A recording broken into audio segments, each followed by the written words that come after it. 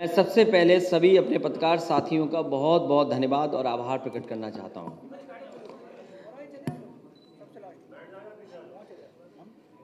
झांसी कई बार आप साथियों से मिलने का मौका मुझे मिला है और पिछली बार जब आप लोगों से मुलाकात हुई थी तो उस समय उत्तर प्रदेश की सबसे दुखद घटना हुई थी। एक नौजवान, उसका एनकाउंटर, हत्या, साजिश, षड्यंत्र क्या बोला जाए, सरकार अभी भी उस थ्योरी को साफ नहीं कर पाई और जनता को अभी भी उस कहानी पे भरोसा नहीं है। और जो उस नौजवान को न्याय मिलना चाहिए था वो न्याय अभी तक नहीं मिल पाया है। और वो घटना इस सरकार में आखिरी नहीं थी। अगर उत्तर प्रदेश को हम देखें और जिस तरह की घटनाएं उत्तर प्रदेश में हो रही हैं, उत्तर प्रदेश में यहाँ की जनता सबसे ज़्यादा अपने आप को असुरक्षित महसूस कर रही है। हमारी बेटियां, हमारी माँ या खासकर लड़कियों के ऊपर जिस तरह की घटनाएं घट रही हैं, इतने बड़े उत्तर प्रदेश में कभी कोई कल्पना नहीं कर सकता था।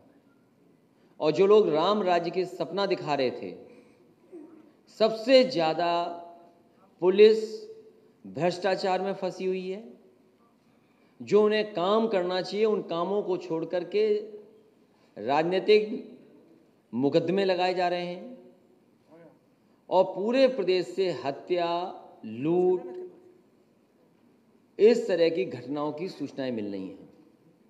अभी हाल ही में जो हाथरस की घटना हुई, एक तो वो घटना जहां पर बेटी की हत्या हो गई, अस्पताल में इलाज कराने के बाद भी जान नहीं बची, और उसके बाद उसके परिवार के लोग चाहते थे कि उन्हें उनकी बेटी मिल जाए, आखिरी दर्शन कर लें और जो हिंदू रीति रिवाज हैं उसके माध्यम से पूरे कार्यक्रम कर सकें, उनके दाह संस्कार कर सकें। लेकिन सरकार ने परिवार की एक नहीं सुनी और जो सरकार चाहती थी वो करके दिखाया। और हाल में ही एक और हाथरस की घटना घटी है, जहां पर एक बेटी जिसका वीडियो वायरल हुआ, न्यूज़ अखबारों में निकला कि उसके पिता की हत्या कर दी गई और उस पर भी भारतीय जनता पार्टी राजनीति कर रही थी। सोशल मीडिया पे कुछ चले, व्हाट्सएप पे कुछ चलाया जाए और उसके बाद सदन में जिस तरह की भाषा मुख्यमंत्री जी ने इस्तेमाल की, इससे ये लगता है कि ये सरकार बौखला गई है। और हमारे पुराने पूर्वजों ने यही बताया या हमारे बुजुर्ग यही कहते हैं कि जब कुछ खोने जा रहा है तो उनकी भाषा बदल जाती है। ये सरकार भारतीय जनता पार्टी की जाने वाली है और इसीलिए आपने देखा होगा कि सरकार की भाषा बदल गई है। लोकतंत्र में ठोक दो की भाषा नहीं हो सकती। लोकतंत्र में पटक पटक के मारा जाएगा ये भाषा नहीं हो सकती है। लोकतंत्र में जितनी पक्ष की भूमिका है उतना ही विपक्ष का महत्व भी है। इतना अनडेमोक्रेटिक काम या संस्थाओं को खत्म करने का काम कभी नहीं हुआ होगा जितना भारतीय जनता पार्टी की सरकार में हो रहा है। अगर दिल्ली में 3 कानून किसानों के पास हो जाएं और जिसमें राज्यसभा में बहुमत ना हो, बहुमत को ठुकरा दें और कानून पास करा लें, तो उत्तर प्रदेश की सरकार भी यही कर रही है। जिन कानूनों को लागू करना चाहती सरकार, वो बहस होनी चाहिए अपर हाउस में, क्योंकि उनके पास बहुमत नहीं है तो इसलिए वो विपक्ष की परवाह भी नहीं कर रहे हैं। ये लोकतंत्र को पूरा खत्म करना चाहती है भारतीय जनता पार्टी। मैं भारतीय जनता पार्टी से पूरे देश के किसान जानना चाहते हैं, जब किसान ही 3 कानून से नाराज हैं तो आखिरकार भारतीय जनता पार्टी की जिद क्या है कि वो कानून लागू हों।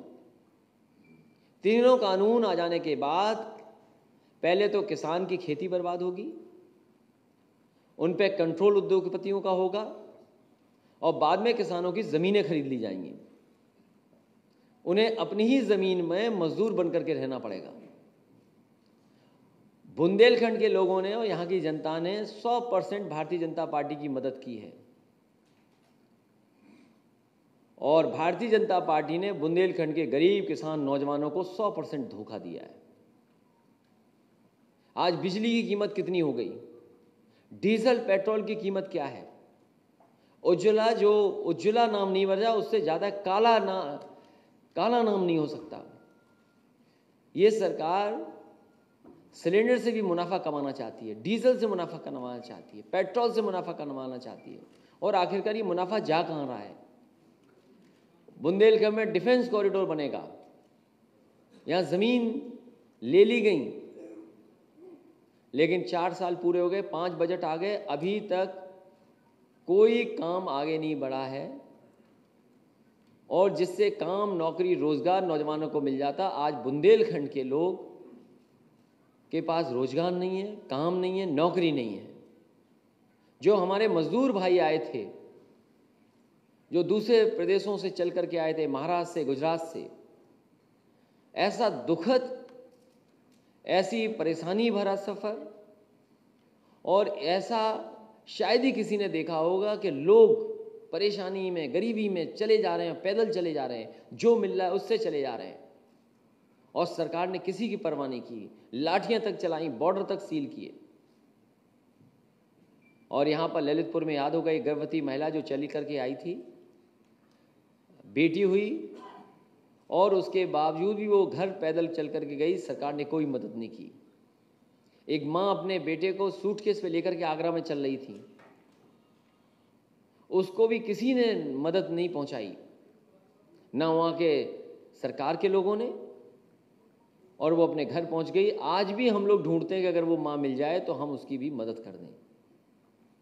तो मजदूर जो मर गए, चलते चलते आए, 90 मजदूर मरे हैं उत्तर प्रदेश के, 1 पैसे की मदद भारतीय जनता पार्टी ने नहीं की।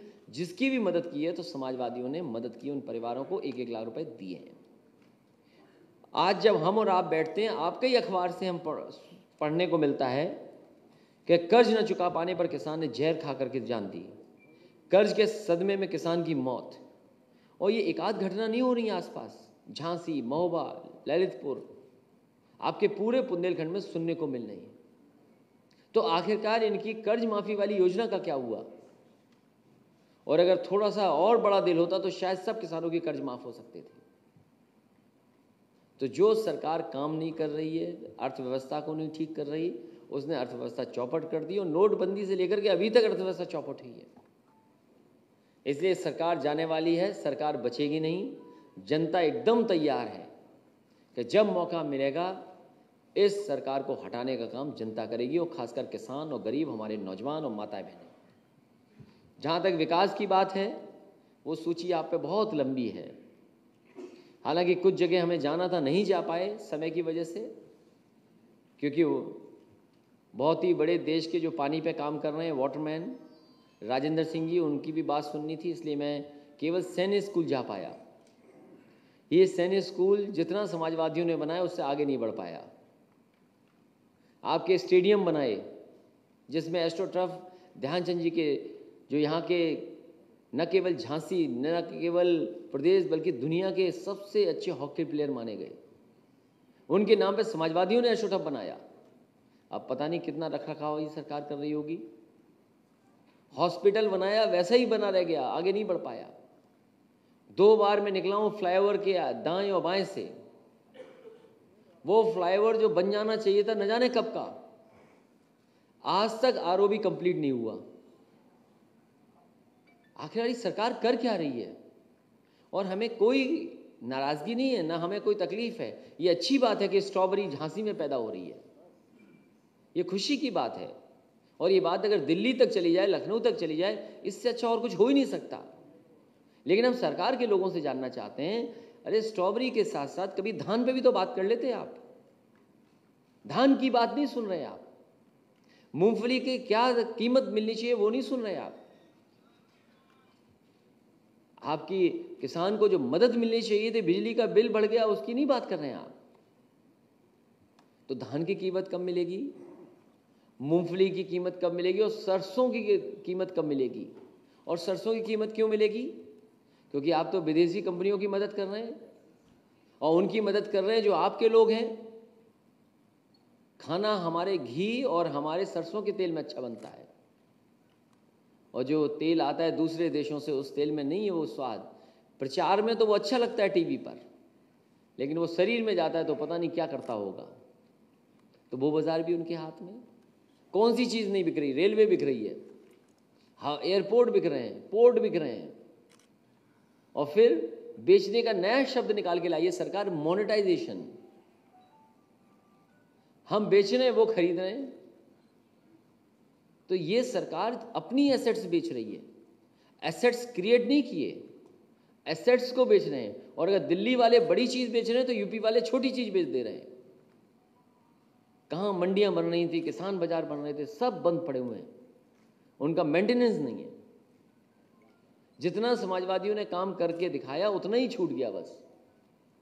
बिजली बनाने का काम भी यहाँ बुंदेलखंड में शुरू हुआ था। आज तक आपने मुख्यमंत्री जी के मुंह से 3x660 सुपर क्रिटिकल प्लांट का नाम नहीं सुना होगा। अगर वो कह दें तो हम मान जाएं। तमाम बिजली के प्लांट लगे, आपका ललितपुर में लगा, निवेली लिग्नाइट का आपका भोगनीपुर में लगा, आपके कानपुर में लगा, हरदोआगंज में लगा, आपके अंबेडकर नगर में लगा, आपके एटा में लगा। 3x660 सुपर क्रिटिकल सरकार का प्लांट बिजली का लग रहा है। एक दिन नहीं कहा होगा उन्होंने कि बिजली का प्लांट लगा, और एक यूनिट बिजली नहीं बनाई और बिजली कितनी महंगी कर दी। इसलिए ये अर्थव्यवस्था पे नहीं बात करना चाहते, क्योंकि अर्थव्यवस्था हमें और आपको जोड़ती है। कोई कारोबार करता है, कोई कुछ करता है, तो हम आप लोग जुड़ करके काम करते हैं। अगर ये होटल है या कोई कारोबार चल रहा है तो उसमें सब लोग करते हैं, हर जात हर धर्म के लोग, और जोड़ता है अर्थव्यवस्था। हमारी अर्थव्यवस्था हमें और आपको जोड़ती है। जो चीज़ जोड़ेगी उस पर भारतीय जनता पार्टी नहीं करेगी बात।